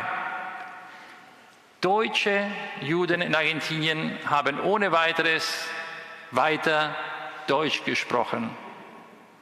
Sie haben die deutsch-jüdische Kultur in Argentinien aufrechterhalten. Ganz anders als zum Beispiel in den USA. In den USA hat man die Sprache des Feindes gesprochen und man hat sehr schnell seine Gewohnheiten auf Englisch gewechselt und teils auch einige ihre Namen geändert.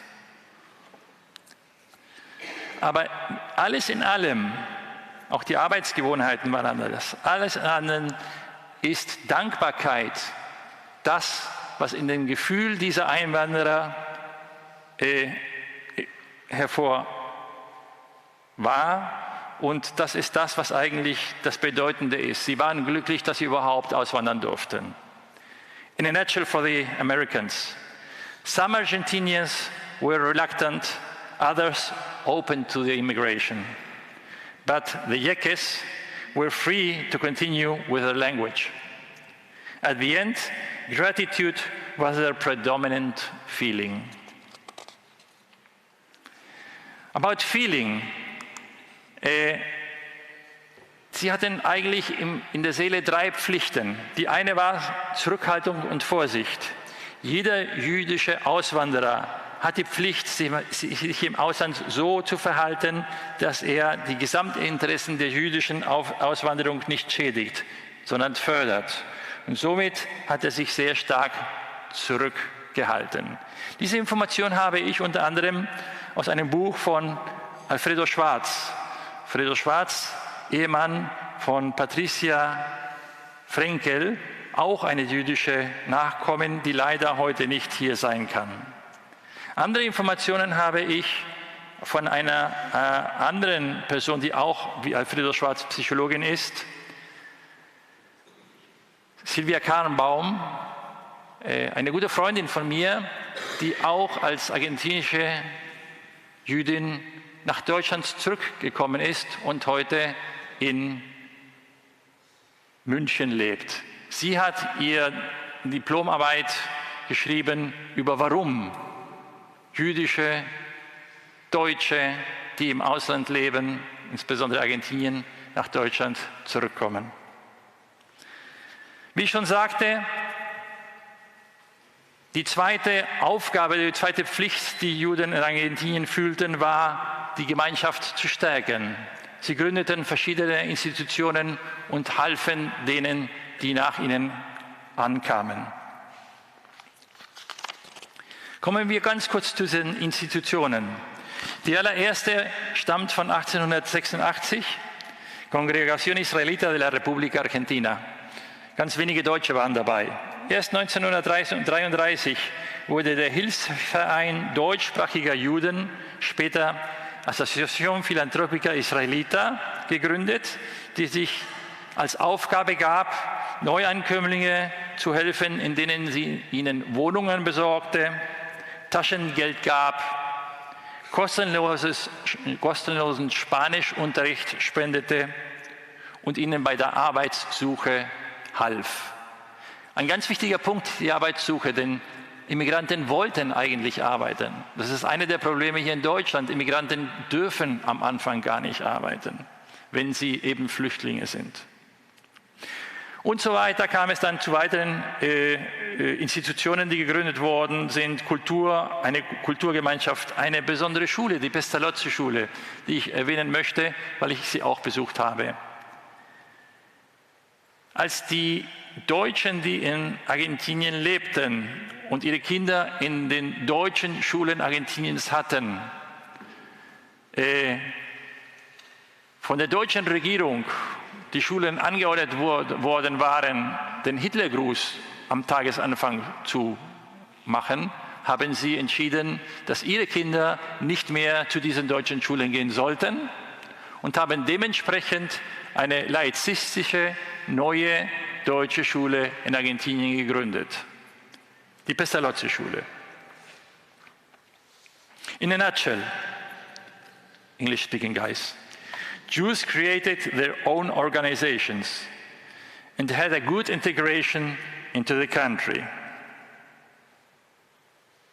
Lassen Sie mich noch einen Hinweis zur Emotionalität geben.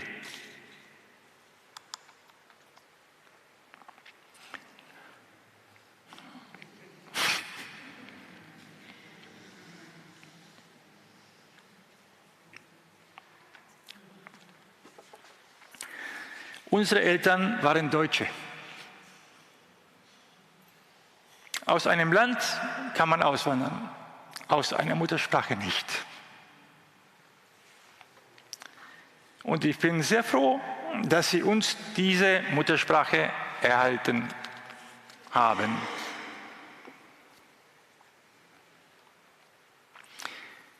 Zwei Worte zu den Kindern der Emigranten, unsere Generation und die nächste Generation. Diese Nachkommen erhielten zwei widersprüchliche Botschaften, die sich im folgenden Satz ausdrücken. Integriert euch in diesem Lande, bleibt aber immer auf der Hut. Viele dieser Nachkommen fühlen sich heute vorwiegend als Argentinier, Chilenen, Bolivianer, was auch immer. Die meisten Einwanderer hatten aufgrund der nationalsozialistischen Rassengesetze ihre Ausbildung in Deutschland abbrechen müssen. Die nächste Generation sollte bessere Bildungsmöglichkeiten haben. Das führte zu einem hohen Bildungslevel dieser Generation.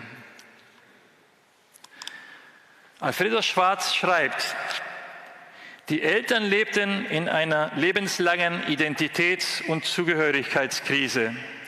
Von heute auf morgen mussten sie ihre Identität als Deutsche per Dekret aufgeben. Ein Teil ihres Wesens sollte aufhören zu existieren. Sie wurden missachtet, lediglich weil sie Juden waren. Die zweite, die jüdische Identität, der gelbe Davidstern, wurde ihnen mit ausschließlich negativen Konnotationen und furchterregenden Folgen aufgezwungen. Es war nicht leicht für sie, sich mit den wertvollen Aspekten dieser Identität zu versöhnen. Wegen des Krieges und der Verfolgung haben sie sich teils von der Religion entfernt. Jüdisch sein ist für sie eine Volkszugehörigkeit mit gemeinsamer kultureller Identität, nicht unbedingt ein Glaubensbekenntnis. Die deutsche Sprache ist heute noch ein Anker zu den deutschen Wurzeln. Es gibt wenige Orte auf dieser Erde, wo die deutsch-jüdische Kultur in Teilen weiterlebt. Die nächste Generation tendiert wieder dazu, Mischehen einzugehen, wie es schon vor 1933 unter den mitteleuropäischen Juden üblich war. In a nutshell, the next generation feels to be primarily Latin American, has a high education level, is rather non-religious, considers the German language as an identity anchor, and is open to marry non-Jews, as many Jews did here before 1933.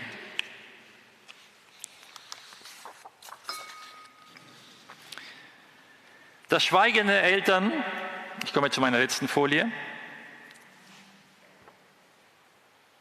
gegenüber der nächsten Generation hat zu Identitätskrisen geführt. Desto mehr sie geschwiegen haben, desto schwerer war es für die neuen Kinder dieser Generation, ihre individuelle Vergangenheit wahrzunehmen.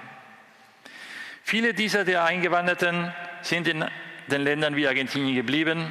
Einige sind weitergereist. Viele, die sich nicht so richtig integrieren konnten, sind heute in Israel. Israel hat eine große argentinische Einwanderungswelle erlebt. Argentinier, die dort Aliyah gemacht haben. Andere wenige sind nach Europa zurückgekehrt. The silence of the parents, as a nutshell, was a difficulty for the next generations to find their own identity. Some of them continued their way to Israel, making Aliyah. Others, very few, returned to Europe. Sylvia Karnbaum, the psychologist living in München, interviewed many people who came back and asked them why. Besides many different reasons mentioned there, neben vielen möglichen Gründen, die dort als Rückkehr erwähnt wurden, gibt es vielleicht eine versteckte Botschaft der Eltern, die sie selber nicht wussten oder vielleicht auch nie ausgesprochen haben. Sylvia Karnbaum sagt: Geht zurück nach Deutschland.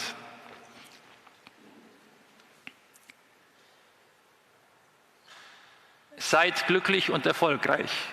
Wir durften es nicht. Sylvia Karnbaum says, probably there was a hidden message to some of our generations which says, go back to Germany. Be lucky and successful, what we was not allowed to. Thank you very much for your attention.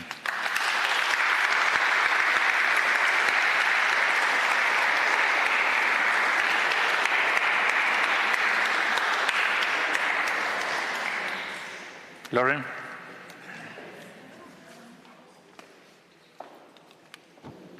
Peter, you can stay up here.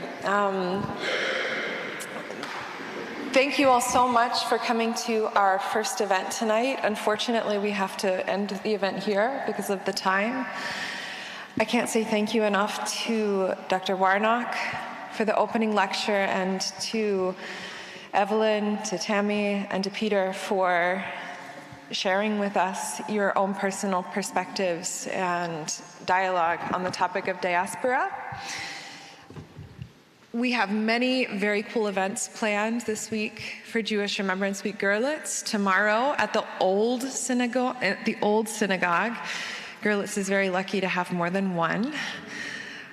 We will be having a very cool film showing, actually talking about the topic of why these people come back to Germany. Why do German Jews come back? Why do people like Tammy get their passport? We have a wonderful documentary from Dr. Jeff Peck, and it is in German with English subtitles for my German speakers. And then we'll have a conversation with Jody Wallach, Dr. Jeff Peck, and Sandra, I'm just going to say her first name, who's an expert on Jewish history from the perspective of the DDR. On Thursday, we have 21 Stolperstein that are coming to Görlitz, and followed by a concert where we're reproducing a concert that was actually originally made by the Görlitz Jüdische Jugendbund. Friday, we will be celebrating Shabbat here in the synagogue, which is a closed event. And Saturday, we will be talking all about these beautiful butterfly trees that are surrounding the synagogue right now, followed by a wonderful concert featuring the music of Jewish composer Leon Gervich, who is also, like many of the people here, the child of Holocaust survivors. And the composer himself will be in Görlitz for that event. And Sunday, to top off our wonderful week of Jewish Remembrance here in Görlitz, there will be a festival starting in the afternoon all day at the synagogue, at the new synagogue where we are. So with that, thank you so much for your patience, for your attention, and for your presence tonight, and we'll see you tomorrow.